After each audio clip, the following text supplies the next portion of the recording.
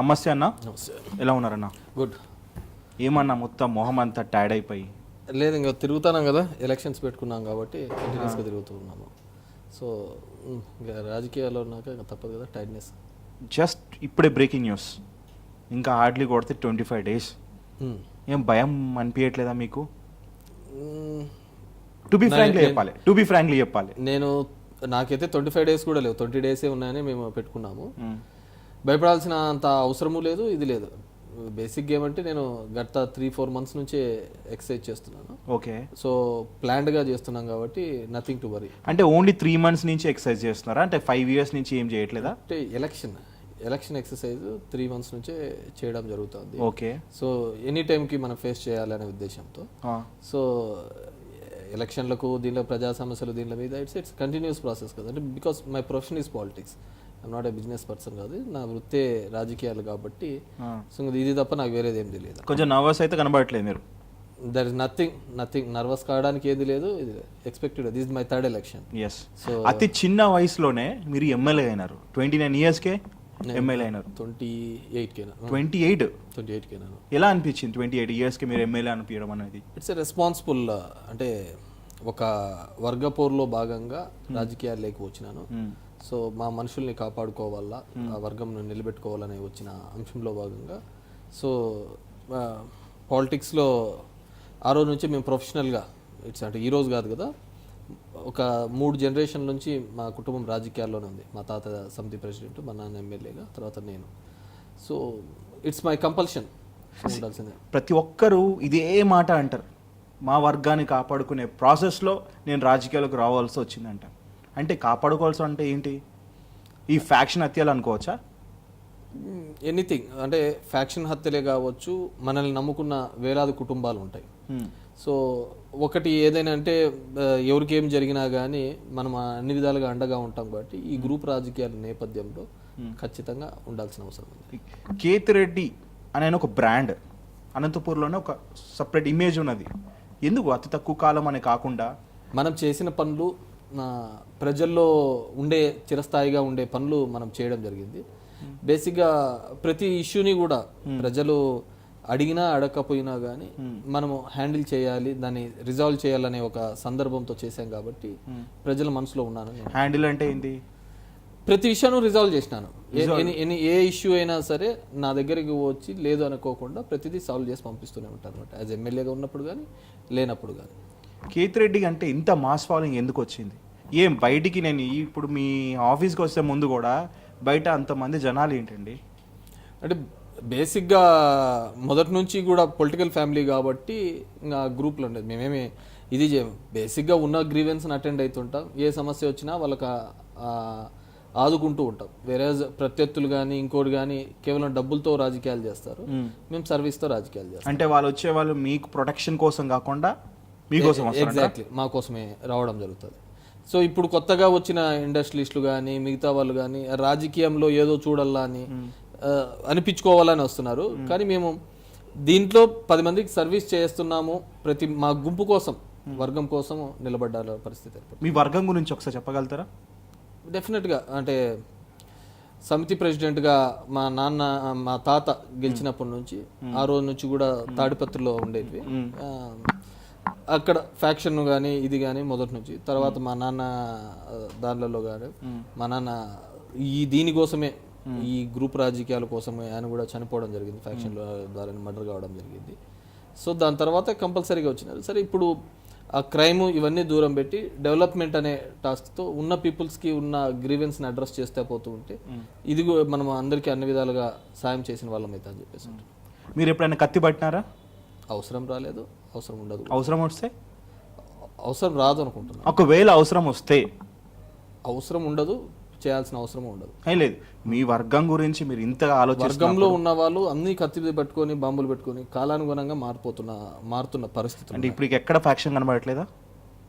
Faction ఏ గ్రామం నేపథ్యం, faction అనేది గతానికి ఇప్పటికి చూసినారంటే చాలా తగ్గుముఖం పట్టిందని అనుకోవచ్చు. కానీ అది ఏ టైంలో ఎక్కడ ఫ్లేర్ అప్ అవుతుంది అనేది no one can expect. So అంటే బేసిక్గా పనులు 7 పనుల మీద వాడు చేసుకోవడం, తిరగడము ఇవన్నీ ఉన్నారు. గతంలో లాగా ఆ విధంగా లేవు.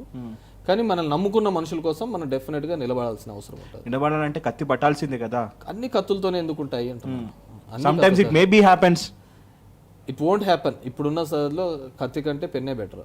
పెన్నుతోనే అన్ని రిజాల్వ్ అవుతాను. సో పెన్నుతో చాలా వరకు సమస్యలు క్లియర్ అయిపోతాయి అనుకుంటున్నారా? క్లియర్ అవుతాయి, క్లియర్ అవుతున్నాయి కూడా, అవుతున్నాయి కూడా. పెన్నుతోనే మనం చాలా సమస్యలు కూడా రిజాల్వ్ చేయాల్సి వచ్చింది. ఓకే, నమ్ముతారా సార్ ప్రజలు? పెరుగుతున్న సిస్టమ్ ప్రకారం నమ్మాల్సిందే. ఆ రోజు గ్రామాల్లో పోతే ఒకరిద్దరు మాత్రమే ఉండేవాళ్ళు గ్రూపులలో. ఈరోజు ఇంటికి ఒకటి తయారైన లేడు. సో నువ్వు అన్ని చోట్ల కూడా అన్యాయం జరిగిన ప్రతి చోట కూడా కత్తితోనే సమాధానం అనేది ఇప్పుడు వెతికితే దొరకటం లేదు. సో ప్రజలు అంతకు మించి కోరుతున్నారు. అంటే వాళ్ళు సామాజికంగా ఆర్థికంగా అభివృద్ధి కావాలని, ఒక స్టేటస్లోకి రావాలని చెప్పేసి ప్రతి ఒక్కరూ కోరుకుంటున్నారు. డెఫినెట్గా దాని తగ్గట్టుగా చదువుకున్న వాళ్ళలాగా మనకు కాబట్టి దాని తగ్గట్టుగా వాళ్ళకు రీచ్ కావాలి, అచీవ్ కావాలనేది మా ఉద్దేశం. ఓకే, ఇప్పుడు మీ పాయింట్ ఆఫ్ వ్యూలో చెప్తుంటే ఎక్కడ ఫ్యాక్షన్ కాకుండా పీస్ఫుల్గా వెళ్ళిపోవాలనుకుంటున్నారు. Exactly, that's your intention. నా ఇంటెన్షన్ కూడా అదే. నాకు చాలా క్లియర్గా ఉంది, నా విజన్ చాలా క్లియర్గా ఉంది. నేను ఏ విధంగా ఏ డైరెక్షన్లో పోతున్నాను అనేది కూడా నాకు చాలా క్లియర్ కట్గా ఉంది. ఇంకో విషయంకి వస్తే మీరు చాలా లక్కీ అని చెప్పుకోవచ్చు. రాజశేఖర రెడ్డి గారు మిమ్మల్ని చూస్ చేసుకొని మిమ్మల్ని ఎమ్మెల్యేగా ప్రమోట్ చేసినారు. ఇప్పుడు వాళ్ళ తనయుడు జగన్మోహన్ రెడ్డి కూడా తన ఎమ్మడి మీరు ప్రయాణిస్తున్నారు. జగన్మోహన్ రెడ్డికి రాజశేఖర రెడ్డి గారికి ఉన్న తేడా, ఆ వ్యత్యాసం ఏం కనబడుతుంది మీకు? డెఫినెట్గా జనరేషన్ గ్యాప్లో రాజశేఖర రెడ్డి గారు 35 ఇయర్స్ తన రాజకీయ చరిత్రలో జీవితంలో ఒక పార్టీ కింద పనిచేయడము, ఒక డిసెంట్ గ్రూప్గా ఎదగి తర్వాత అతను అంటే 2003 నుంచే ఒక పరిపూర్ణమైన వ్యక్తిగా, అంటే ఇది కాదు ఇది ఇంతకు మించి ఉంది అని జనాలలోకి రావడం జరిగింది. అంతవరకు కేవలం తన మనుషులు, తన గుంపు, దానికోసం ఎంత దూరమైన పోయే వ్యక్తి ఒక పాదయాత్ర అనేది తన జీవితంలో మొత్తం మార్పులు చేయడం జరిగింది. అదేవిధంగా 35 సంవత్సరాలు అతను కేవలం ఎప్పుడో ముఖ్యమంత్రి కావాల్సిన వాడు నా వాళ్ళు అని పోవడంతో కావడం. ఈరోజు జగన్మోహన్ రెడ్డికి ఆ ఇబ్బందులు లేవు. అతను సపరేట్గా ఒక రీజనల్ పార్టీ పెట్టుకోవడం జరిగింది. తన 9 సంవత్సరాల పార్టీ ఎస్టాబ్లిష్ చేసినప్పటి నుంచి దగ్గర 50% పైగా జనాల్లోనే ఉంటున్నాడు. అది నాకు తెలిసి ఏ లీడరు లేడు ఆ విధంగా, ఏ లీడరు కూడా లేదు.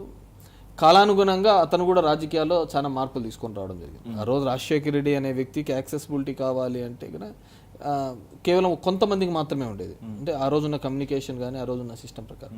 ఈరోజు జగన్మోహన్ రెడ్డి అనే వ్యక్తికి దగ్గర కలవాలంటే కోట్లాది మందితో ఆయనకి మమేకమైనాడు, అటాచ్మెంట్ అనేది పెరగడం జరిగింది. సో అదేవిధంగా ఏదైనా అనుకుంటే ఖచ్చితంగా దాని మీద నిలబడతాడు, ఉంటాడు అనే ఒక క్రెడిబిలిటీని ఈరోజున బేసిక్గా మన ఒక చిన్న గ్రామంలో ఎవరైనా ఒక ఆలుమొగుల పంచాయతీ అయినా సరే ఒక పెద్ద మనిషి చెప్తే అతని మాట మీద ఉంటాడు, అతని దగ్గర పోతాం పంచాయతీ అంటాడు. సో అలాంటి రాజకీయాలు చేయాలనేది జగన్మోహన్ రెడ్డి యొక్క ఆలోచన.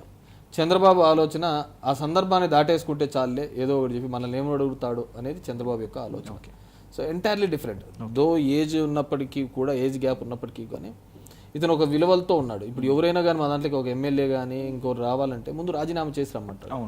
ఎవడు చెప్తాడు ఆ పద్ధతిలో? అంటే బేసిక్గా ఆ రోజు ఎన్టీ రామారావు పార్టీ పెట్టినది అది. ఈరోజు ఆ పార్టీలో ఆ సిద్ధాంతాలు లేవు. సో ఇతను ఒక రాజకీయాల్లో ఒక విలువలు ఉండాలి అని డెఫినెట్గా నమ్ముతాడు. మనం ఏదైనా చెబితే, అంటే ఇంక్లూడింగ్ ద మేనిఫెస్టోతో సహా. మేము ఎన్నోసార్లు లాస్ట్ టైం ఎలక్షన్స్ కూడా చాలా రిక్వెస్ట్ చేసినాం, నా ఇది చెప్పండి నా అంటే లేదు, మనం ఏది చేయగలుగుతాం అది చెప్దాం. ఎందుకంటే ఐఎమ్ నాట్, నాకు షార్ట్ టర్మ్ బెనిఫిట్స్ వద్దు, నేను లాంగ్ టర్మ్లో నేను వర్క్ చేయాలనుకుంటున్నప్పుడు ఖచ్చితంగా నాకు ఒక క్రెడిబిలిటీ ఉండాలి.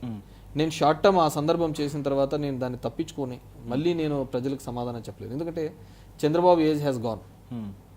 అతనికి ఉండేది ఇప్పుడు 68 ఏమో ఉంది ఏజ్. ఇంకో ఎలక్షన్ మ్యాక్సిమం చేయగలుగుతాడు, ఈ ఎలక్షన్ చేయగలుగుతాడు, దీని తర్వాత అతను చేయలేడు. కానీ లెగసీ లోకేష్ బాబు కంటిన్యూ చేస్తారు కదా. లెగసీ లోకేష్ బాబు 10 నిమిషాలు తెలుగులో మాట్లాడితే ఖచ్చితంగా ఆయన లెగసీ కంటిన్యూ చేసినాడు. ఒక 10 నిమిషాలు తెలుగులోనే, మళ్ళీ ఓన్లీ తెలుగులోనే స్క్రిప్ట్ లేకుండా ఒక సబ్జెక్ట్ మీద ఇస్తే ధారాళంగా ఏదే మాత్రం తడబాటు లేకుండా 10 నిమిషాలు మాట్లాడినా కానీ అతను లెగసీని క్యారీ చేసిన వాడే. అంతే అంతే. ఆ పరిస్థితి కూడా లేదు. ఎంత స్పూన్ ఫేడ్ ఇచ్చి ఏదో మీడియా ద్వారా మెయింటైన్ చేసుకుంటూ వస్తుంటేనే అక్కడికి ఆయన పరిస్థితి అక్కడికి తేలుతోంది. మరి అదేంటి లోకేష్ బాబు గారు ఏ నియోజకవర్గం వస్తే మా నియోజకవర్గం అండి, మా నియోజకవర్గం నుంచి పోటీ చేయండి, మేము భారీ మెజారిటీతో గెలిపిస్తానంటున్నారు లోకేష్ బాబు గారిని. సింపుల్ నేనేమంటానంటే ప్రతి ఒక్కరూ రీజనల్ పార్టీస్లో కంపల్షన్స్ ఉంటాయి. అవును, అధినేత కొడుకును ముద్దాడాలనే ప్రయత్నము, దగ్గర కావాలనే ప్రయత్నం చేస్తూ ఉంటారు. ఎగ్జాక్ట్లీ. సో ఆ ప్రయత్నంలో భాగంగా ఆ విధంగా పిలుచుకోవచ్చు. కానీ పొలిటికల్గా అయితే నాకు తెలిసి అయితే ఈ కాంటెంపరీ లీడర్స్లో చూసినాడంటే లోకేష్ అనే వ్యక్తి నోవేర్ రిలేటెడ్ ఆ పోస్టుకు కానీ ఇంకోటి. ఇప్పుడు జగన్మోహన్ రెడ్డి రాజశేఖర రెడ్డి గారు కొడుకు, లోకేష్ చంద్రబాబు కొడుకు, ఇద్దరిని కంపేర్ చేసి చూద్దాం, ఒక వేదిక మీద పెడదాం. ఎవడైనా కానీ లోకేష్ మాటలు వినడానికి కానీ దీనిలోకి కానీ ఆసక్తి చూపుతారు చెప్పండి. అసలు ఈ పవర్ అనేది లేకుంటే, ఈ సిస్టమ్ అనేది లేకోకుంటే కదా లోకేష్ దగ్గర పోయేవాడు కూడా ఉంటాడు. Because he can't handle the things. But is maintain the IT minister. పదవులు ఏమున్నాయండి, ఎవరికైనా చేయొచ్చు. దానికి అది పెద్ద ఇబ్బందికరమైన విషయం కాదు. And end of the day నేను ఇంతకుముందు చెప్పిన విధంగా ఏ విధంగా రిజల్ట్స్ చూపిస్తాడనేది ఇంపార్టెంట్. ఓకే. ఇప్పుడు బేసిక్ ఆఫీసర్లు అధికారంలో ఉన్నప్పుడు నువ్వు చెప్పినా చెప్పకపోయినా you will be getting inputs. Okay sir, ఇంకోటి రీసెంట్ టైంలో మీరు జగన్మోహన్ రెడ్డి గారిని కలిసినారా? మొత్తం 3 రోజుల కింద కలిసినారా? ఏం మాట్లాడి ఉన్నారు? మామూలు లోకల్ పొలిటికల్ సినారియోస్ అంతే. బాగానే మాట్లాడినారు. ఏం లేదు సార్, నాకు డౌట్ ఏంటంటే ఈ మధ్యకాలంలో బాగా వినిపించేది ఏంటంటే జగన్మోహన్ రెడ్డి సీనియర్స్కి రెస్పెక్ట్ ఇయ్యరు, జగన్మోహన్ రెడ్డి ఒక మూర్ఖుడు, జగన్మోహన్ రెడ్డి తను నమ్మడు, అందుకే ఆ మనిషితో వేగలేక మేము బయటికి వెళ్ళిపోతున్నాము, వాళ్ళ నాయనకున్నంత అది లేదు వీళ్ళకి అంటున్నారు. అంటే 23 మంది ఎమ్మెల్యేలు పోయిన వాళ్ళ గురించా? 23 అన్నారు, ఆఫ్ ద రికార్డ్ కూడా చాలా మంది అన్నారు. 23 మంది ఎమ్మెల్యేలు పోయినారు, మళ్ళీ లేకుంటే మరి తెలుగుదేశం నుంచి ఎందుకు వస్తున్నారు అంత ఆయనకి? ఇదేమంటే నేను అంటున్నాను, చంద్రబాబు నాయుడు గారు పోయిన 2009 నుంచి 2014 ఎలక్షన్ల వరకు చాలా చోట్ల ఇదే ఈస్ట్ గోదావరి వెస్ట్ గోదావరి జిల్లాలో తన క్యాండిడేట్స్ పెడితే డిపాజిట్స్ రాలేదు, క్యాండిడేట్లు నిలబడడానికి కూడా ముందుకు రాలేదు. అంటే అప్పుడు చంద్రబాబు నాయుడుకు మాట్లాడేది సరిగ్గా రాకనా? బేసిక్గా చంద్రబాబు అనేవాడు లక్కీ డిప్లో వచ్చినాడు అబద్ధాలతో. He is a good manipulator and good management. మనిషిని ఏ విధంగా మోసం చేయొచ్చు, మనిషి యొక్క బలహీనతలతో ఏ విధంగా చెప్పొచ్చు అనేది అతను. ఒక చిన్న పిల్లోని మామూలుగా పిలిచినప్పుడు ఒక చాక్లెట్ ఇస్తాం, అది ఆ పిల్లోనికి దాన్ని చూస్తే వాడి దగ్గరకు వస్తాడు అనే దాని మీద. అదేవిధంగా ఒక నిరుద్యోగునికి నీకు ఉద్యోగం ఇస్తానని ఆశ పెట్టాడు. మన ఇక్కడ ఉన్న బేసిక్గా రాయలసీమలో ఉన్న రైతులకు వీళ్ళకు ఒక మధ్యతరగతి రైతు వాళ్ళ భార్య పెళ్ళి అప్పుడు వేసుకొని వచ్చిన బంగారు మొదటి పంట అప్పుడే బ్యాంకులో పెట్టేస్తారు, తాకట్టు పెట్టేస్తారు. అది విడిపించుకోవడానికి మళ్ళీ వాళ్ళు ఎప్పుడన్నా కానీ పెళ్ళిళ్ళకి పోతే తప్ప ఆ బంగారు విడిపించలేరు, అంతటి పరిస్థితి. ఎందుకు? వాళ్ళ అత్తగారు ఏమని అంటారని. అలాంటిది బంగారం విడిపిస్తానన్నాడు. బేసిక్ బలహీనతలతో ఆడుకున్నాడు. ఆ సందర్భంలో అతనికి ఆ పని కావాలంతే, దాన్ని సక్సెస్ఫుల్గా చేయగలిగినాడు. ఇప్పుడు కూడా అంతే, హీజ్ ఎ మ్యానిపులేటర్. ఈరోజు కూడా నిన్న మొన్న స్టేట్మెంట్లు చూసాం, ఏమని చెప్తాడు? కేసీఆర్, నరేంద్ర మోడీ, జగన్ కలిసి నా మీద కుట్ర పన్నుతున్నారు అంటే, ఐటీ గ్రిడ్స్లో కుట్ర పడుతున్నారు అంటారు. నేను ఒక్కటే చెప్తున్నాను, ఇమ్రాన్ ఖాన్, చంద్రబాబు నాయుడు ఇద్దరు కుట్ర పన్నుతున్నారంటే నమ్మేకైతుందా? మనం అంటారు కదా పాకిస్తాన్. ఎగ్జాక్ట్లీ. కేసీఆర్ తెలంగాణలో ముఖ్యమంత్రి, మనకేం పట్టింది, ఈడే పోటీ చేస్తాడు. నరేంద్ర మోడీ అనే వ్యక్తి కానీ, రాహుల్ గాంధీ అనే వ్యక్తి కానీ, లాస్ట్కు రోహిత్ అనే వ్యక్తి కానీ మాకు ప్రత్యేక హోదా ఇస్తే మీకే సపోర్ట్ చేస్తామని జగన్మోహన్ రెడ్డి చాలా క్లారిటీగా చెప్తున్నాడు. నువ్వు రేపొత్తే ముఖ్యమంత్రి ప్రధానమంత్రి అయ్యి ఏదో లక్కీగా అవకాశం వచ్చి నువ్వు రోహిత్ అనే నేను ప్రత్యేక హోదా ఆంధ్రప్రదేశ్కి ఇస్తే నీకే మద్దతు చెప్తాము. సో మాకు ప్రత్యేక హోదా కావాలని మా ఇంట్రెస్ట్. దానికి ఎవడైతే ఇతనంటూ ఇతను మమ్మల్ని కలపడం అంటే తన బలహీనతల్ని వేరే వాళ్ళ మీద పుష్ చేయడం. మరి ఒక మాట మాట్లాడదామన్నా, ఇప్పుడు కేసీఆర్ కూడా కేటీఆర్ అయితే ఏంటి బహిరంగంగా చెప్తున్నారు, అక్కడ నాకు చంద్రబాబు నాయుడు ఓటమి చెందాలి, రిటర్న్ గిఫ్ట్ ఇవ్వాలి. ఎగ్జాక్ట్లీ.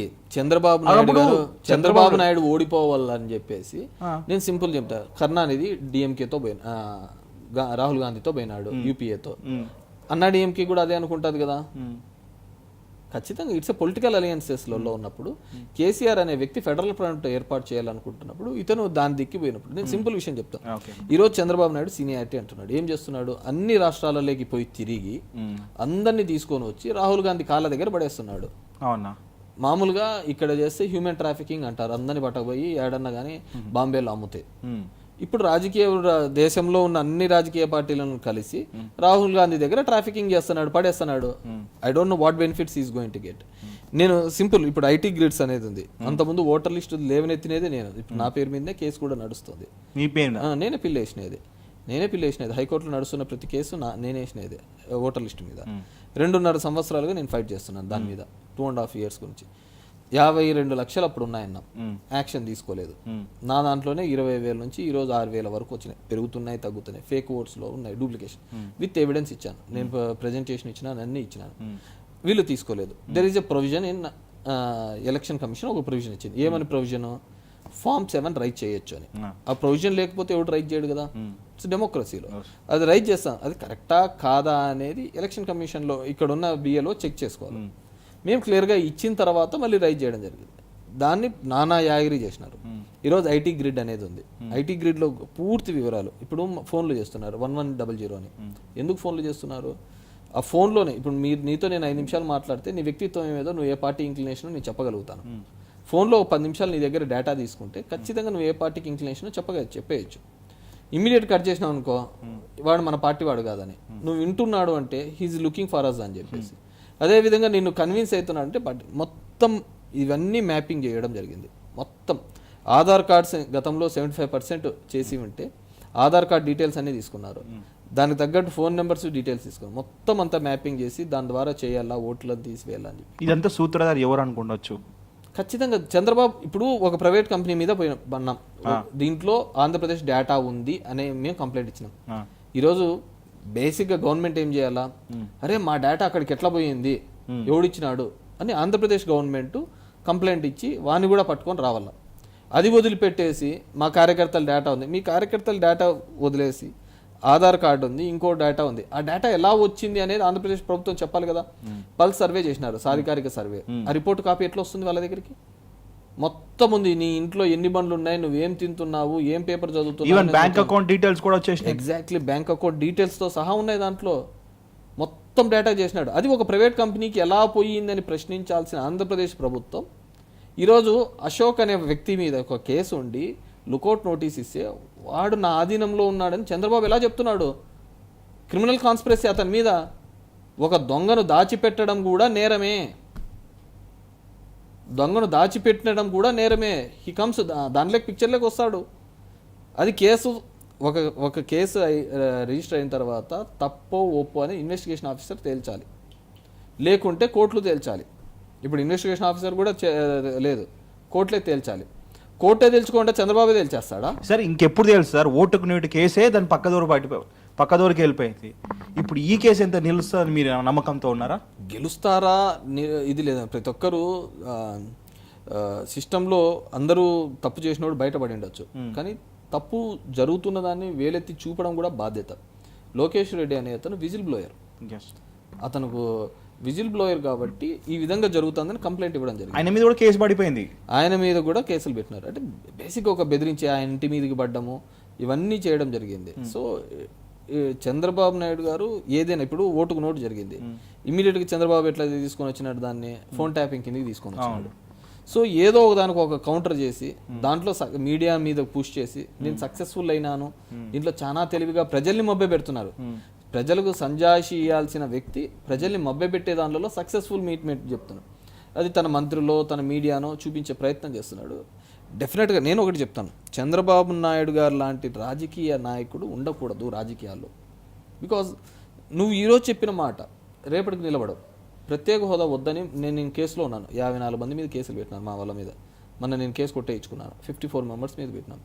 మా మీద కేసు పెట్టిన వ్యక్తివి ఈరోజు మళ్ళీ నువ్వు నల్ల చొక్క వేసుకొని తిరిగితే ఏమనాలా నిన్ను? ఆ రోజు నీకేమో 40 ఏళ్ళ అనుభవం అంటివి, 40 ఏళ్ళ విజనరీ ఉందంటివి. మరి ఈరోజు జగన్మోహన్ రెడ్డి గారి 4.5 సంవత్సరాల అనుభవం మీద నువ్వు తల ఉంచాల్సి వచ్చింది కదా. కేవలం జగన్మోహన్ రెడ్డి వల్లే కదా ఈరోజు నువ్వు ఢిల్లీ రోడ్లలో తిరుగుతున్నావు. 2000 పెన్షన్ మా ధర్మవరంలోనే చేనేతకు వచ్చినప్పుడు ధర్మవరంలో పెన్షన్ చెప్పి ఇదే మాట అన్నాడు, నేను పెంచితే అతను కూడా పెంచవచ్చు, పెంచితే 3000 నా ధర్మవరం మీటింగ్లోనే చెప్పినది ఫస్ట్ చెప్పినాడు. మళ్ళీ 3 నెలల ముందు అతనే గెస్ట్ చేసేసినాడు, మళ్ళీ అదే ట్రాప్లో పడుతున్నాడు, దాంట్లోనే ఫాలో అవుతున్నాడు కదా. జగన్ రెడ్డి ఏ అజెండా క్రియేట్ చేస్తే చంద్రబాబు దాన్ని ఫాలో అవుతాను. నీ అనుభవం ఏమి ఏడ్చింది అక్కడ? సో ఎక్స్పీరియన్స్ లేదు, ఏంది లేదు, మొత్తం మొత్తం లూటీ చేస్తున్నాడు, ఈ ప్రభుత్వం అంతా కూడా లూటీ చేస్తుంది. డెఫినెట్గా ప్రజలు ఈ 25 రోజుల్లో జరిగే ఎలక్షన్స్లో ఖచ్చితంగా బుద్ధి చెప్తారు. సార్ మీరు ఇది క్లియర్గా మీరు ఆన్సర్ చేయలేదు నాకు. జగన్ వ్యక్తిత్వం గురించి చాలామంది చాలా విధాలుగా మాట్లాడతారు. జగన్ గారు మీకు చాలా క్లోజ్, వాళ్ళ నాన్నతో కూడా మీకు అంత మంచి రిలేషన్ ఉంది. సో మీరు జగన్ని దగ్గర నుంచి చూశారు కాబట్టి ఈ బయట మాటలు ఈ మూర్ఖుడు అయితే ఏంటి నమ్మడు కానీ నేను ఏమంటానంటే సీనియర్స్కి అతనికి ఉన్న యంగర్ జనరేషన్ గ్యాప్ ఉండొచ్చు. ఆ గ్యాప్ ద్వారా వాళ్ళు అంటే ఆ పిచ్చాపాటి కానీ అలాంటిది మేబీ ఎక్స్పెక్ట్ చేస్తూ ఉండొచ్చు. కానీ బేసిక్గా సూటిగా ఏది ఉంటుందో అది చెప్పే తత్వం జగన్మోహన్ రెడ్డి గారిది. సో అది నచ్చిపోయి ఉండొచ్చు అంతే. బేసిక్గా ఏంటంటే ఆ జగన్మోహన్ రెడ్డిని ఆ ఏజ్ గ్యాప్ని వాళ్ళు సరిగ్గా క్యారీ చేసుకుంటారు. నాకు తెలిసి అయితే ఇంక్లూడింగ్ తన బండిలో కూర్చున్న డ్రైవర్ని కానీ స్టార్టింగ్ అన్నా ఎలా ఉన్నా అంటాడు ఫస్ట్ మాట జగన్ రెడ్డి. తన వెహికల్లో స్కార్పియోలో కూర్చున్న డ్రైవర్ అనే మాటే. నేను మామూలుగా రాజ్భవన్లోకి వెళ్తుంటాం కదా రిప్రజెంటేషన్, కాఫీ తీసుకొని వచ్చామని అన్న బాగుంది అన్న అంటాడు అని అంటాడు. కాఫీ తీసుకొని వచ్చిన అతన్ని కూడా అన్న అంటాడు. దట్ డిపెండ్స్ అనమాట. అంటే అతనితో కూర్చున్న ఎవడైతే చెప్తున్నాడో ఏదో ఒక రీజన్ కావాలి. There is no reason left. Okay, తక్కువ వయసు ఉన్నాడు, ఇదే 45 సంవత్సరాలు ఉన్నప్పుడే ఈరోజు ప్రజల మధ్యకు పోయి జగన్మోహన్ రెడ్డి ముఖ్యమంత్రి కావాలనే ఆలోచనతో ఉంటే, ఇదే 45 సంవత్సరాల్లో చంద్రబాబు వాళ్ళ మామను వెన్నుపోటు పడిచినాడు అట్ ది ఏజ్ ఆఫ్ 45. నేను సింపుల్ 2 క్యారెక్టర్స్ను చూస్తే 45 సంవత్సరాల చంద్రబాబు నాయుడు వాళ్ళ మామను మోసం చేసి ముఖ్యమంత్రి అయితే, 45 సంవత్సరాలు ఉన్న జగన్మోహన్ రెడ్డి ప్రజల యొక్క ఆశీర్వాదంతో కావాలనుకుంటాడు. 2 ఎంటైర్లీ డిఫరెంట్ ఉన్న ఆలోచనలు కదా, సినారియోస్. సో ప్రజలు అదే ఆలోచించాలి. 45 ఏళ్ళు పేపర్లలో చూస్తాం అరాచకాలు చేస్తాడు. ఏం అరాచకాలు అండి? తుని ఇన్సిడెంట్ ఇంతవరకు తేల్చలా, 3.5 సంఘటనలు సంవత్సరాలు అవుతుంది. అమరావతిలో అంటించిన కేసు కొట్టేయడం జరిగింది. ఎక్కడ ఏం జరిగినా పులివిందలోళ్ళు అంటారు, కడప అంటారు. ఎంతమందిని నువ్వు చూపిస్తున్నావు? ఏ కేసులో జగన్మోహన్ రెడ్డిని కానీ మీరు చూపించగలుగుతున్నారు? ఎన్ఐఏ కత్తి, ఎవడైనా కానీ బేసిక్ సింపుల్ హ్యుమానిటీ ఉన్నవాడు ఎవడైనా కానీ రోడ్డు మీద కింద పడి గుర్తు తెలియని వ్యక్తి అయినా సరే అతన్ని లేపి ఏమ్మా బాగున్నావా లేదా అని ఇంటికి పంపిస్తావు. ఒకవేళ బాగాలేదు అనుకుంటే హాస్పిటల్లో చేర్పిస్తావు. ఇట్స్ ఏ హ్యూమన్గా ఉన్న రెస్పాన్సిబిలిటీ. సొంతం నీ స్నేహితుని కొడుకు ఎవడు చేసినాడు ఏం చేసినాడు అనేది తర్వాత విషయం, అది ఏమైనా తేలని తర్వాత విషయం. కత్తిపోటు జరిగింది, ఏదో ఒకటి జరిగింది, ఇంజూరీ అయింది. ఒక మాట ఫోన్ చేసి ఎట్లుంది ప్రతిపక్ష నాయకుడు వచ్చి కలిసిపోతే ఏం కొంపలు ముంచిపోతుంది? ఎంత ఫ్రస్ట్రేషన్, ఎంత ఎకిలి నవ్వుతో మాట్లాడతాడు. ఒక మనిషిగా అతను పనికొస్తాడంటారా సొసైటీ? అది చేసుకుని జగన్మోహన్ రెడ్డి కదా. ఎగ్జాక్ట్లీ మీరు అంటున్నట్టుగా జగన్మోహన్ రెడ్డి అనుకుందాం అనుకోండి. నేను అనేది కూడా అదే. నువ్వు ఎస్టాబ్లిష్ చేయి. ఈరోజు తునిలో పులివిందలో వచ్చి కాల్చిపోయినారు అన్నావు, రాయలసీమ రౌడీలు. మరి 3.5 సంవత్సరాలకి ఏ రాయలసీమ రౌడీని అరెస్ట్ చేసినావు? ఏ పులివిందలో నువ్వు ఛార్జ్షీట్లో చూపించగలుగుతున్నావు? నేను జగన్మోహన్ రెడ్డి చేసింటే నీకు అంతకంటే ఛాన్స్ లేదు కదా, నువ్వు చూపించాల్సిందే, ఎస్టాబ్లిష్ చేయాల్సిందే. శ్రీనివాస్ అనే వ్యక్తిని ఎన్నో డౌట్ఫుల్ సినారియోస్ని అన్నింటినీ నువ్వు అడ్రస్ చేయాల్సిందే. నల్లకొండ పేపర్ చేతికి ఎలా వచ్చిందని, ఈ విధంగా ఎలా పొడ్చగలిగినాడని, ఆ హర్షవర్ధన్ చౌదరి దగ్గర కత్తి ఎలా వచ్చిందని, ఇవన్నీ ఎస్టాబ్లిష్ చేసి ఇదిగో జగన్ రెడ్డి ఇలా చేయించాడు, ఇది ప్రూఫ్, ఇది ఎవిడెన్స్ అని నువ్వు ఎందుకు చెప్పలేకపోతున్నావు? నువ్వు ముఖ్యమంత్రివి. నువ్వు నోటికి వచ్చినట్టు మాట్లాడడానికి నువ్వు ఏదో టీ బంకు దగ్గర కూర్చొని మాట్లాడాల్సిన వ్యక్తి కాదు. Your chief minister. Chief minister అనే అతను ఒక పదం మాట్లాడితే చాలా రెస్పాన్సిబిలిటీగా మాట్లాడాలి, ఒళ్ళు దగ్గర పెట్టుకొని మాట్లాడాలి. ఈరోజు ఆ పద్ధతి జరగటం లేదు కదా. నోటికి ఏది వస్తే అది మాట్లాడతారు, తర్వాత వాళ్ళు అడుక్కుంటారులే అని. అది జరగరాంది జరుగుతుందని చెప్పి వీళ్ళ ఛార్జ్షీట్లోనూ పెట్టారు, ఎన్ఐఏ ఛార్జ్షీట్లోనూ పెట్టారు. హిజ్ ఇంటెన్షన్, వాడు సెన్సేషనల్ కోసం చేసినాడు, ఇంకో దానిలో కోసం చేసినాడు. ప్రైమరీ నీకు ఏ విషయం తెలియకుండా నువ్వు మాట్లాడడం అనవసరం. తుని సంఘటన జరిగిన సాయంత్రం కూడా మీరు ఇదే మాట్లాడినారు. నేనేమంటే మీరు ముఖ్యమంత్రి, మీరు అలా మాట్లాడితే ఇన్వెస్టిగేషన్ ఆఫీసర్లు ఇన్వెస్టిగేషన్ ఎలా చేస్తారు? నువ్వు లీడ్ ఇస్తున్నావు, ఈ లీడ్ తీసుకొని పోప్పా అని. ఓకే, మీ గురించి మాట్లాడుకుందాం. 2009లో మీరు భారీ మెజార్టీతో గెలిచినారు, అదే. బట్ 2014లో మీరు ఓడిపోయినారు. ఎందుకు ఓడిపోయి ఉండొచ్చు అని మీకు కారణాలు ఏమైనా తెలుసా మీకు? నేను డిఫరెంట్ సినారియోస్ ఉన్నాయి. ఒకటి, అప్పటికే రాష్ట్రం విడిపోయి ఏమో అయిపోతుంది అనే ఒక గందరగోళం ఉన్న పరిస్థితి ప్రజల్లో ఒక ఇది ఉన్నప్పుడు నా అనుభవం అని నేను దీన్నంతా సెటరేట్ చేస్తాననేది దాని మీద చంద్రబాబు నాయుడు సక్సెస్ఫుల్గా చెప్పగలిగినాడు అనుకుంటున్నాం. అదేవిధంగా రుణమాఫీ, నేను ఇంతకుముందు చెప్పినట్టుగా డిఫరెంట్ సినారియోస్, మల్టిపుల్ ఇష్యూస్ ఉన్నాయి. అన్నిటినీ కూడా చంద్రబాబు సక్సెస్ఫుల్గా హ్యాండిల్ చేయగలిగినాడు. ఈరోజు వైసీపీ చేస్తున్న దాంట్లో అంటే అప్పటికి ఇప్పటికి ఒక 300 రెట్లు ఎలక్షన్ మేనేజ్మెంట్లో ఇంప్రూవ్ అయినారు. నాట్ ఓన్లీ ఇక్కడ కాదు, పార్టీ కూడా. అండ్ ఇంకోటి జగన్మోహన్ రెడ్డి కూడా రాజకీయంగా చాలా అనుభవంగా నేర్చుకున్నాడు. Experience Jaganmohan Reddy is having చాలా పేషెన్స్ ఉంది. బయటికి కనపడేది, బయటికి చెప్పేది ఇదంతా అబద్ధం. అతనికి ఉన్నంత పేషెన్స్ ఎవరికి ఉండదు. ఎవరికి ఉంటుందండి? సొంతం వాళ్ళు ముఖ్యమంత్రిని చేసినది వాళ్ళు, అంటే అధికారంలో తీసుకొని వచ్చిన యూపీఏ 2ని తీసుకొని రావడంలో కీలక పాత్ర వాళ్ళ నాయన పోషిస్తే రాజశేఖర రెడ్డి గారు. ఆ కుటుంబాన్ని తీసుకొని పోయి నువ్వు జైల్లో వేపిస్తావా? ఒక్క మాట మాట్లాడలే. ఆ ప్రభుత్వం రోషయ్యని చేసేటప్పుడు కానీ, కిరణ్ని చేసేటప్పుడు కానీ ఒక్క సందర్భంలోనూ మాట్లాడలే. ఎవరికైనా నీకు నచ్చలేదు, కాంగ్రెస్తో రాలేదు, లివ్ హిమ్, నువ్వు ఏ పార్టీ పెట్టుకుంటో పెట్టుకోపోనాలి. కానీ అంత టార్గెట్గా చేసినా కానీ నెవర్ ఇంకోసారి ఏది చేయలేదు. ఏ రాజకీయ నాయకుడు ఆ విధంగా ఉంటాడు చెప్పండి? అతనికి చాలా పేషెన్స్ ఉన్నాయి, అతను చాలా డిటర్మినేషన్ ఉంది, పట్టుదల గల వ్యక్తి, పేషెన్స్ ఉన్న వ్యక్తి. తనకు కావలసిన దానిలకు అంటే తన విజనరీ, తనకు చాలా క్లారిటీ ఉంది. తన విజనరీ ఉంది, చాలా క్లారిటీగా ముందుకు పోతున్నాడు. సో ఓడిపోవడానికి కారణాలు ఇవన్నీ మీకు డెఫినెట్గా అంటే వివిధ అంశాల్లో దీనిలలో కూడా ఒకటి. సరే, మీ స్థానిక ఎమ్మెల్యే గురించి మనం మాట్లాడుకుందాం. ఈ 5 సంవత్సరాల పరిపాలనలో ఏం చేసినాడు మీ నియోజకవర్గానికి? మీకు ఏ అభివృద్ధి కనపడ్డది? రోడ్లు చేసినా అని అంటున్నాడు, త్రాగునీరు ఇచ్చాను అంటున్నాడు. నాకు తెలిసి తాగునీళ్ళు ఇవన్నీ ఏమీ ఇవ్వలేదు, కానీ బేసిక్గా ప్రతి వ్యవస్థను కూడా కుప్పకూల్చడం జరిగింది. బేసిక్గా ఇప్పుడు మాకు మా రిజిస్టర్ ఆఫీసులలో ఉన్నాయి, రిజిస్టర్లు కావు, కప్పం కడితేనే కావు. దానిలో పేరే ఇక్కడ జిఎస్టీ అని పెట్టినారు, గోనుగుంట్ల సూర్యనారాయణ ట్యాక్స్ అని చెప్పేసి. ఇతని ట్యాక్సేషన్ ఉంది ఇప్పటికీ. ఐఎమ్ హ్యావింగ్ ద ఎవిడెన్స్ కూడా ఉంది. వాళ్ళ వ్యక్తి రిజిస్టర్ ఆఫీస్లో కూర్చొని రాసుకుంటాడు, రోజు రాసుకొని పోయి మళ్ళీ ఇచ్చేసి దాని కలెక్షన్ మొదలు పెడతాడు, బాండ్స్. నాకు తెలిసి అతను కంకర ఇసుక అమ్ముకోవడానికి మాత్రమే పనికొస్తాడు తప్ప రాజకీయాల్లో పనికిరాడు. కాంట్రాక్టర్ అంట కదా, కాంట్రాక్టర్ అంతకు తప్ప పనికిరాడు. పరిటాల రవి దగ్గర ఒక డ్రైవర్గా ఉండేవాడు. పరిటాల రవి దగ్గర తో సరిపోకుంటే పరిటాల రవి వాళ్ళ ఇంటి మీద పోయి చేస్తే, సో ఒకటే క్యాస్ట్ కాబట్టి పరిటాల రవి కూడా ఏమనుకోండి, ఇతను పోయి మైసూర్లో పోయి ఏదో క్రషర్ వేసుకొని ఓ 4 రూపాయలు సంపాదించినాడు. వీటికి వచ్చి కబ్జాలు చేస్తా అంటే స్టీఫెన్ రవీంద్ర కౌన్సిలింగ్ ఇచ్చి పోతే అప్పుడు ఏదో స్టేట్కి పారిపోయినాడు. అప్పుడు వాళ్ళ కమ్యూనిటీ అతనే జేవి రాముడు, మొన్నటి వరకు డీజీపీ ఉండే కదా, అతను ఐజీగా ఉండి అతన్ని బ్యాకప్ చేసుకోవడం వల్ల, సో ఎప్పుడు ఇట్లే తన్నలు తింటా ఉండలేం కదా పోలీసు వాళ్ళతో, ఏదో ఒక పొలిటికల్ పార్టీ సపోర్ట్ కావాలని చెప్పేసి టీడీపీ అనేది తీసుకోవడం జరిగింది. ఏం సార్ ఇంత చిన్న ఆయన వ్యక్తిగతం గురించి మొత్తం ఇలా చెప్పేసినారు? ఈడ ప్రతి ఒక్క ఎవరిని అడిగినా చెప్తారు, మా ఊర్లో ఎవరిని అడిగినా చెప్తారు. సో దానికి పెద్ద ఇష్యూ లేదు. He's noted rowdy sheeter.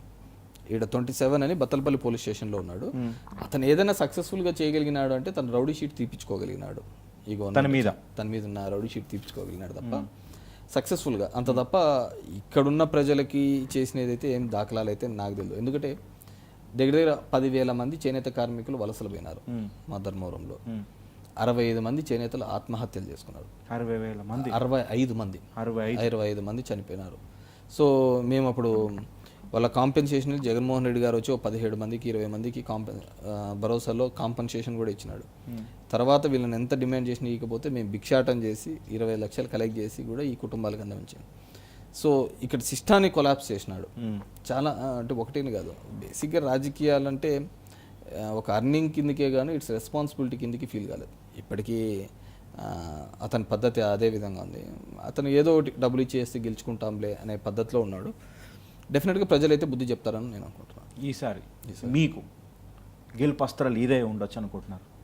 అలా ఏం లేదు, నేను చేసిన పని, నాకున్న క్రెడిబిలిటీ, నేను ఈ ఊరిలో ధర్మవరం టౌన్లో డెవలప్మెంట్ అనేది నేను వచ్చిన తర్వాతనే చూపించడం జరిగింది. సరే మిగతా వాళ్ళన్నీ పెయింట్ వర్క్ చేసింటారు కానీ దాన్ని తోకలు చేసింటారు తప్ప end of the day development అంటే మాత్రం నేను ఒక విజనరీతో చేయడం జరిగింది. అంటే వీవర్స్ ఇష్యూ కావచ్చు, ఫార్మర్స్ ఇష్యూ కావచ్చు, డ్రింకింగ్ వాటర్ ఇష్యూ కావచ్చు, ఏదైనా కానీ నేను సక్సెస్ఫుల్గా అడ్రస్ చేయడం జరిగింది. ఇష్యూ ఎక్కడ ఉంటే అక్కడ అడ్రస్ చేయడం. సో వెంకటరామరెడ్డి గారు ఒక ఫైర్ బ్రాండ్ అంటుంటారు, అట్లేం లేదండి. సో ఐ మింగిల్ విత్ జనాలతోనూ వెళ్ళిపోతూ ఉంటాను, జనాలతోనూ పిలుస్తూ ఉంటాను. కాబట్టి మా సూర్యగాన్ని కలవాలంటే అసలు నాకు తెలిసి తెలుగుదేశంలో ఉన్న సీనియర్లు కానీ ఇంకోటి కానీ అదే క్యాండిడేట్ తెలుగుదేశంలో ఉన్న వాళ్ళు కూడా కలవడానికి కూడా భయపడతారు. ఏం లేదు, మేము భోజనాలు డైలీ భోజనాలు పెడతాను, డైలీ 10,000 మందికి భోజనాలు ఎందుకు పెడుతుంటాం. పెడతారు? ఏం అదేమైనా సత్రం పెట్టినారా రోజు 10,000 మంది పెట్టడానికి? వాళ్ళ ఆయన ఆశ అంటాం కదా, ఎవరు వాళ్ళ ఆయన రోజుకి రైతు కుటుంబం నుంచి వచ్చాము, రోజుకి 50,000 ఖచ్చితంగా 50 మందికి ఓట్లు మేము ఫుడ్ పెట్టేవాళ్ళము. వాళ్ళ ఆయన మీద ఇక్కడ కేడీ షీట్ కూడా, చనిపోయిన వాళ్ళ గురించి మనం మాట్లాడకూడదు కానీ కేడీ షీట్ కూడా ఉండే, మోటార్లు వీక్తా ఉండేది ఇవన్నీ. ఆడ ఆదినారాయణ రెడ్డి అని ఒక రెడ్డి ఉండే, ఆయన కింద పనిచేసేవాడు. వీళ్ళ బతుకులు తెలియని వాళ్ళకంటూ లేదు, అందరికీ తెలిసినదే. ఎందుకంటే చనిపోయిన వాళ్ళ గురించి మనం మాట్లాడకూడదు, పొలిటికల్గా కూడా నేను ఎవరు వ్యక్తిగత జీవితాల గురించి మాట్లాడాల్సిన అవసరం లేదు. కానీ అంత ఇదేం ఫ్యామిలీ ఏం కాదు, ఆడ ఈడన్ని దోచుకొని వచ్చి పెట్టుకొని చేసుకుంటా లేదు. కానీ ఎవరైనా కానీ ఇక్కడికైనా మన దగ్గరికి వచ్చిన వాళ్ళకి ఎవరికైనా పెడతా అంటారు. ఏం ఆడేం అంటే వాళ్ళు పెట్టిన ఎన్టీఆర్ క్యాంటీన్లో సరిగ్గా ఉండటం లేదని అటు పోతున్నారా? ఇంటి దగ్గరికి లేదు కదా. పోనీ ఇతను భోజనాలు పెడతాడు, ఇంక వాళ్ళ ఇళ్ళల్లో వండుకోకుండా పోతున్నారు. పార్టీ కార్యాలయం అన్న తర్వాత వచ్చిన వాళ్ళకి భోజనాలు పెడుతూ ఉంటారు, అది మేము పెడుతుంటాం, వాళ్ళు పెడుతుంటారు. ఓకే అన్న, మీరు నవరత్నాలు ఏ విధంగా మీరు జనాలకు తీసుకుపోయినారు? నవరత్నాల్లో బేసిక్గా అంటే ఇది సోషల్ ఎకనామిక్ రిఫార్మ్స్ అనేది అనుకోవచ్చు. నేను నవరత్నాల్లో ఇట్స్ ఓన్లీ ప్రజలకు ఏదో ఇస్తున్నాం అనే దానికంటే ప్రజల యొక్క జీవితాల్లో మెరుగుపడే విధంగా తీసుకొని. ఇప్పుడు బేసిక్ అమ్మఒడి అన్నారు, అమ్మఒడి యొక్క కాన్సెప్ట్ ఏంటంటే అది వాళ్ళకు ఒక పిల్లలు ఉంటే 15,000 డబ్బులు ఇస్తామనేది కాదు, ఆ పిల్లలు పనులకు పోకుండా చదువుకోవాలి అనేది. ఇది వేరే దేశాల్లో కూడా ఉంది, స్వీడన్ లాంటి కంట్రీస్లలో కూడా ఇది ఉంది. ఎందుకంటే గవర్నమెంట్ టీచర్స్ ఒక ప్రోగ్రామ్ పెడుతూ ఉంటారు, బడి పిలుస్తుంది అని. ఎందుకు పిలుస్తుంది బడి పిలుస్తుంది అంటే పిల్లలు పనులు పోకుండా చదువు మానేయకుండా చదవాలి అనేది. ఇక్కడ ఇంకొక ప్రోత్సాహకం, నువ్వు చదివించాలి అని. ఫీజు రియంబర్స్మెంట్ లేకున్నంత వరకు ఇంజనీరింగ్ కాలేజీలో ఉన్న రీఫిల్ అయ్యే సీట్లు ఎంత, ఈరోజు ఫిల్ అయ్యే సీట్లు ఎంత చెప్పండి. నేనేమిటంటే ఎన్టీ రామారావు 2 రూపాయలు బియ్యం పెట్టిన తర్వాత 2 రూపాయలతో పెట్టడం అది చౌకగా కాదు చూసేది. అంతవరకు పండగ వస్తే తప్ప తెల్లన్నం చూడనే వాళ్ళు, కేవలం రాగులు కొర్రన్నమే తినేవాళ్ళు పేదోడు. అలాంటి పేదోనికి తెల్లన్నం పరిచయం చేసినవాడు, బియ్యం పరిచయం చేసినాడు ఆ కాలంలో. అందుకు ఎన్టీ రామారావుకి 2 రూపాయల బియ్యం అంటే వాల్యూతో అమౌంట్తో కాదు అది. అదేవిధంగా ఒక పేదవాడు మామూలుగా తను సంపాదించిన డబ్బంతా కూడా పెళ్ళికి, చదువుకి, ఆరోగ్యానికే ఖర్చు పెడతాడు మ్యాక్సిమం దానికి. అలాంటిది రాజశేఖర రెడ్డి గారు ఆరోగ్యశ్రీ తీసుకొని రావడం జరిగింది కాబట్టి ఈరోజు చనిపోయిన ఇన్నాళ్ళైనా దేవుని ఫోటో పక్కన ఆయన ఫోటో పెట్టడం జరిగింది. ఇది బేసిక్గా అర్థం చేసుకుని సోషల్ ఇట్స్ ఎ రిఫార్మ్. ప్రజల జీవితాన్ని ముందుకు మెరుగుపరిచే విధంగా తీసుకొని పోవడం అనేది ఏ రాజకీయ నాయకుడైనా చేయాలి. ఈరోజు చంద్రబాబు నాయుడు అందుకే టెంపరీ డెవలప్మెంట్ పార్టీ, తాత్కాలికంగా మభ్యపెట్టే ప్రయత్నాలే తప్ప.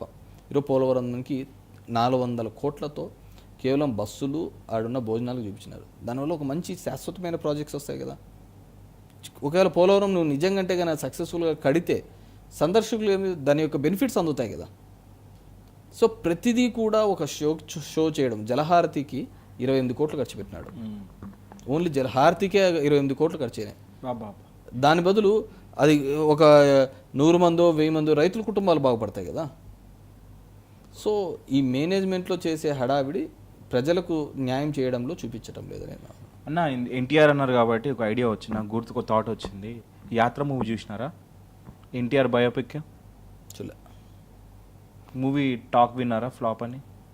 అంటే బేసిక్గా దాంట్లో మనకు అందరికి తెలియదు ఏంటంటే, నేను రామ్ గోపాల్ వర్మ కూడా నా ఇన్స్పిరేషన్ బాలకృష్ణ అని. అవును, బాలకృష్ణ పార్ట్ 1 పార్ట్ 2 అంటే 89 వరకు తను తీయగలిగినాడు. 89 తర్వాత రామ్ గోపాల్ వర్మతో తీయించినాడు, ఇతనే తీయించినాడు. అంటే ఇప్పుడు ఆర్జీవి అంటే అది క్రిస్తో తీపికోకుండా ఆర్జీవితో తీయించినాడు అంతే. ఇప్పుడు పార్ట్ 3 అనుకోవచ్చా ఇది? అంతే కదా, ఇట్స్ పార్ట్ 3. అంటే తన లైఫ్లో 3 ఫేసెస్ ఉన్నాయి ఎన్టీఆర్ ఫేస్లో. ఒకటి సినీ రంగం, తర్వాత తన రాజకీయంగా ఏ విధంగా ఎంట్రీస్ వచ్చినాయి, ఏ విధంగా ఆ స్థాయికి వచ్చినాడు అని. ఈ స్థాయి నుంచి ఈ ఫేస్లోకి వచ్చినాడు, ఈ ఫేస్ నుంచి డిగ్రేడ్ అయినాడు, పడిపోయినాడు.